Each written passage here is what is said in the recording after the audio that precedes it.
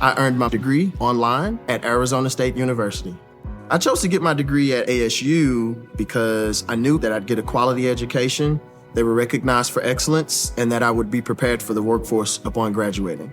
To be associated with ASU, both as a student and alum, it makes me extremely proud, and having experienced the program, I know now that I'm set up for success. Learn more at asuonline.asu.edu. I earned my degree online at Arizona State University. I chose to get my degree at ASU because I knew that I'd get a quality education, they were recognized for excellence, and that I would be prepared for the workforce upon graduating. To be associated with ASU, both as a student and alum, it makes me extremely proud, and having experienced the program, I know now that I'm set up for success. Learn more at asuonline.asu.edu. With so many options, why choose Arizona State University? For me, the only online option was ASU because of the quality. Their faculty was really involved with their students and care about your personal journey. The dedication to my personal development from my professors, that's been extremely valuable to me. Earn your degree from the nation's most innovative university. Online. That's a degree better. Explore more than 350 plus undergraduate, graduate, and certificate programs at asuonline.asu.edu. Calaroga Shark Media.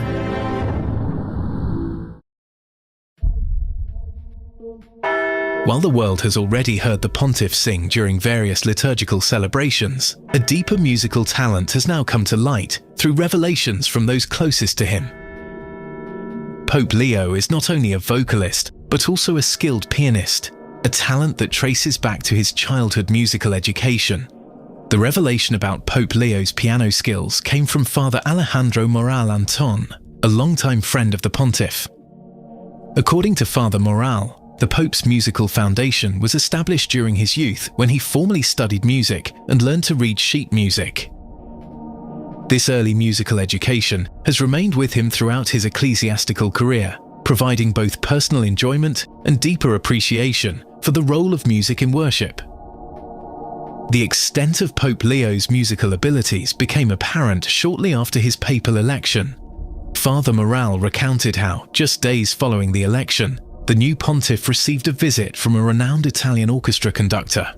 During this meeting, Pope Leo demonstrated his pianistic skills by performing a challenging piece by the Hungarian composer Béla Bartók. The choice to perform Bartók represents sophisticated musical taste, as this composer is known for complex modernist compositions that require considerable technical skill and musical understanding. The fact that Pope Leo could execute such demanding repertoire speaks to his serious musical training and ongoing dedication to the craft. Pope Francis has also maintained a personal connection to music through his favorite record shop, Stereo Sound, a family-owned establishment located near the Pantheon in Rome.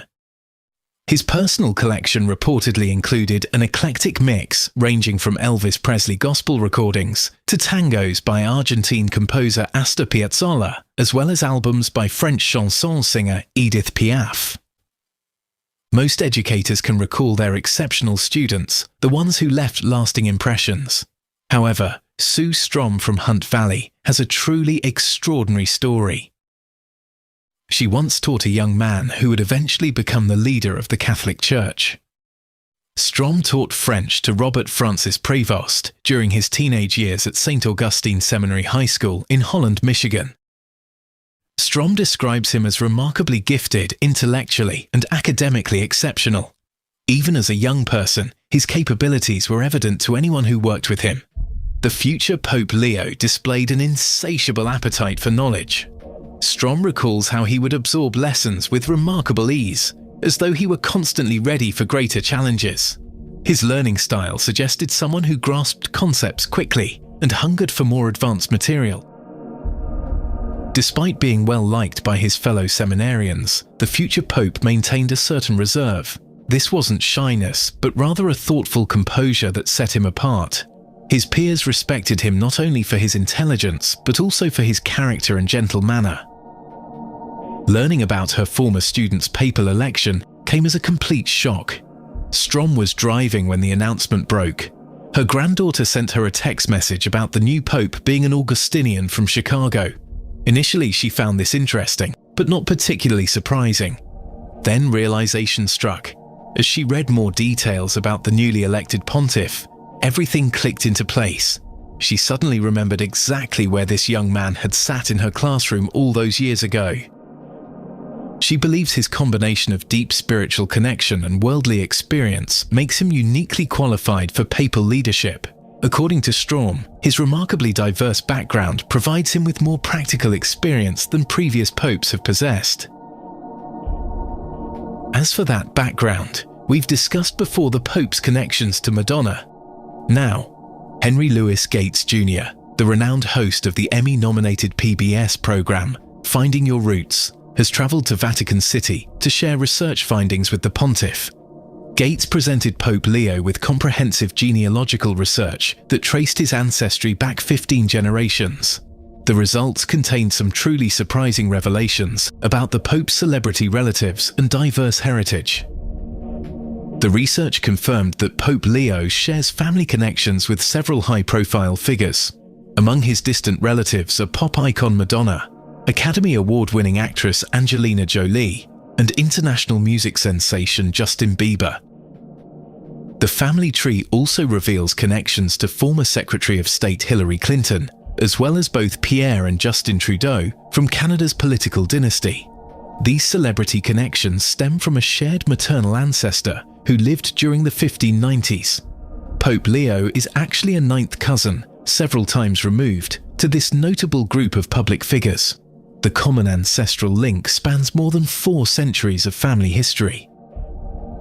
Perhaps even more significant than these celebrity connections is the discovery of Pope Leo's multiracial heritage. Gates's research revealed that the Pope has both Black and European ancestry, with family lines that tell a complex story of American history. The research also identified 2 freedom fighters within Pope Leo's ancestral line, individuals who fought for justice and equality during their lifetimes. These discoveries add depth to understanding the Pope's family background and the diverse experiences that shaped his heritage. Gates described the Vatican meeting as profoundly meaningful. Following their encounter, he shared his experience on social media, calling it one of the most meaningful and deeply moving moments of our lives.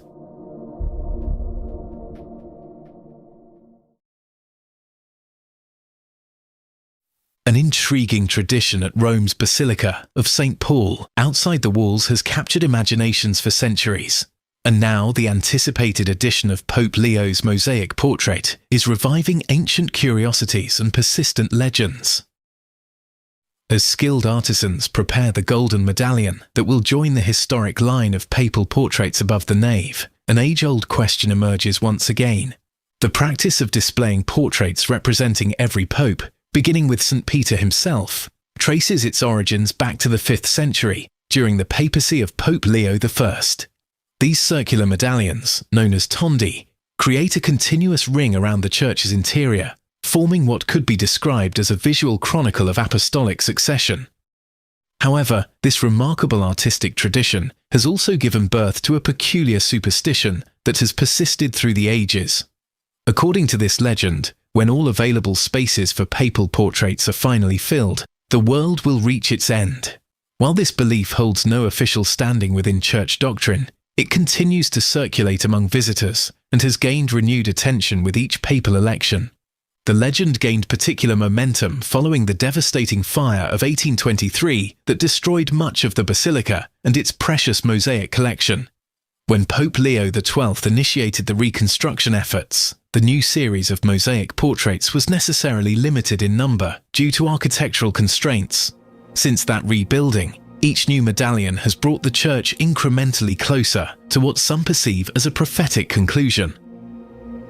With Pope Leo as the 267th Pope, the basilica does edge closer to its architectural capacity. However, visitors who have heard the legend might be surprised to discover that dozens of spaces remain available for future papal portraits. The supposed approaching limit exists more in imagination than in reality. From the creators of Palace Intrigue, A new chapter in royal history begins. William and Kate's wedding captures the world's attention, but royal life isn't as perfect as it seems. Tensions rise as Harry meets Meghan, sparking a divide that will shake the monarchy to its core. From explosive interviews to family scandals, the royal family faces its most public challenges ever. As King Charles takes the throne, the future of the monarchy hangs in the balance. Family secrets, royal rifts, and the future of the crown. Crown and Controversy, wherever you get your podcasts.